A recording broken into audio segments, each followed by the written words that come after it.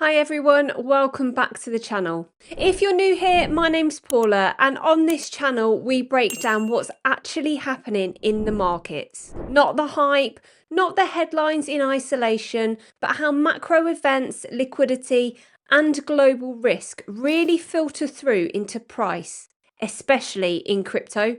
And today is one of those moments where a headline might seem far away from markets at first glance. But underneath the surface, it has the potential to change behaviour in a big way. So let's talk about something that happened overnight. Because whether we realise it or not, this is exactly the kind of event that quietly feeds into the markets before most people have even had time to process it. Last night, Donald Trump ordered a military strike on targets in Syria. Now, before anyone switches off, this isn't a political video. I'm not here to argue about motives or whether it was right or wrong, and I'm definitely not here to scare anyone.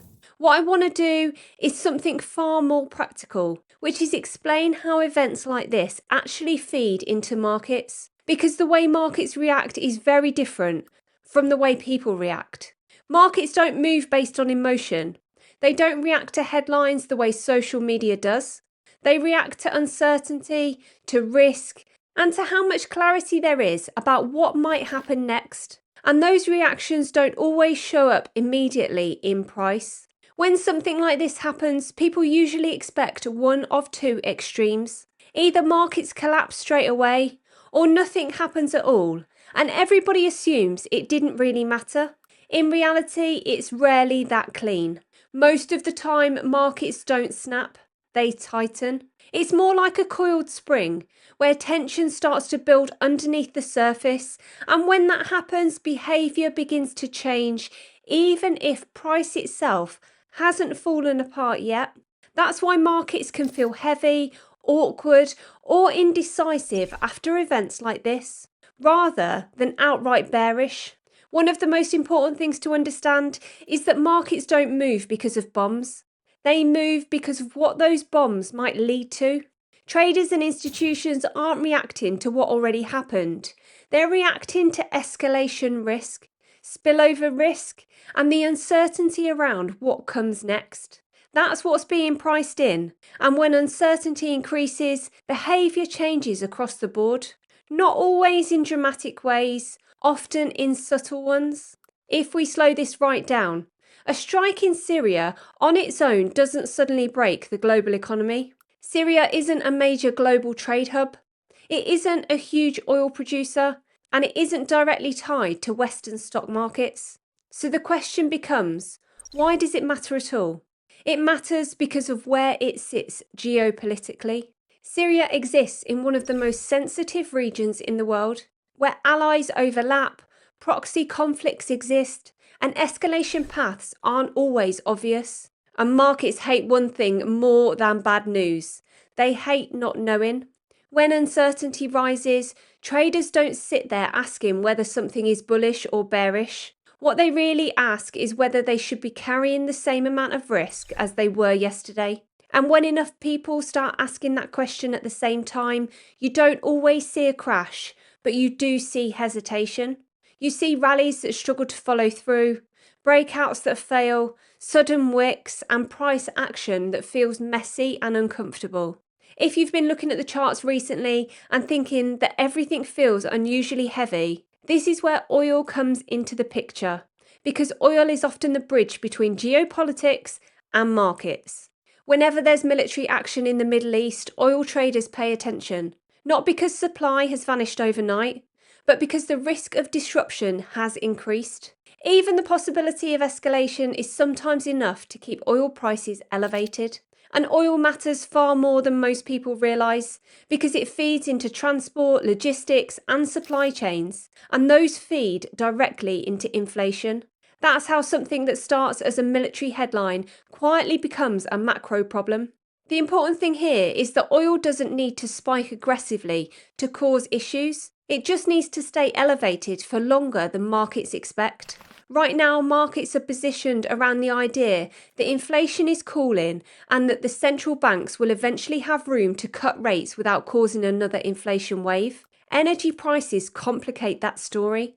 If oil stays bid, even quietly, it puts pressure on central banks. They don't want to cut rates while transport and production costs are creeping higher again. So instead of rate cuts being pulled forward, they get pushed back. And markets feel that long before any official decision is announced. This is why price can look bullish on the surface, yet still struggle underneath. Rallies fail to extend, strength gets sold into, and volume disappears when price tries to break higher. That's not manipulation, that's positioning. Big money doesn't need certainty to sell.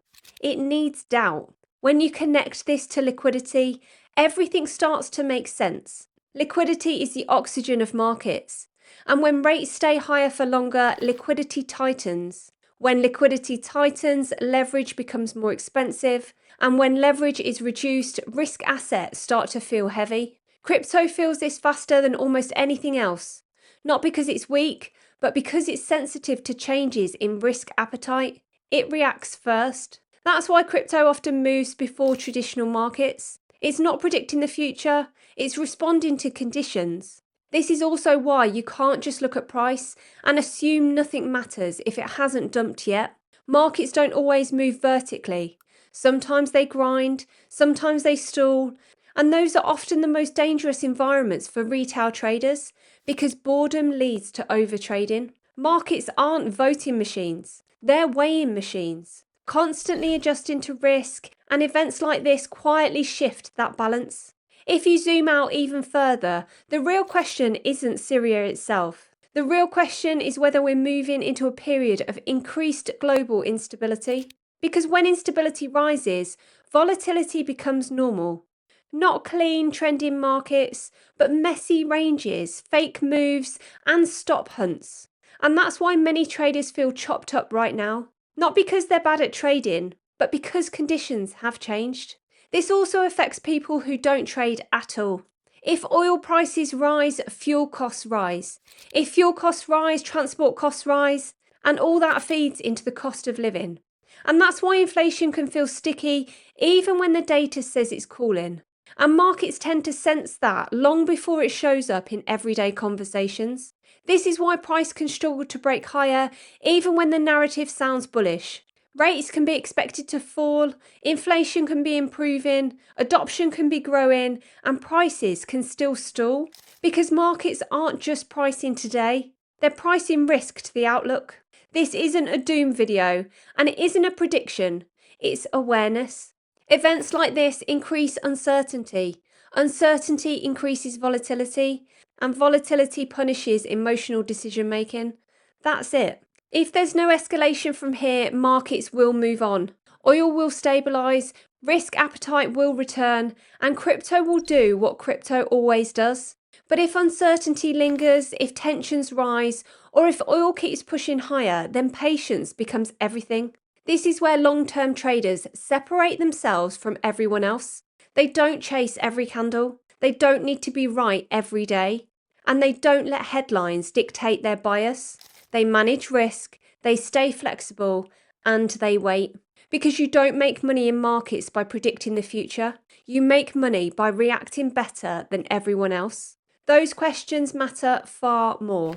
If this video helped you understand why the markets feel the way they do right now, make sure you're subscribed. And if you want to know the exact strategies we use to make money in both the bull market and the bear market, we've made a completely free course for you. The link is in the description below. Thank you so much for watching, and I'll see you in the next one.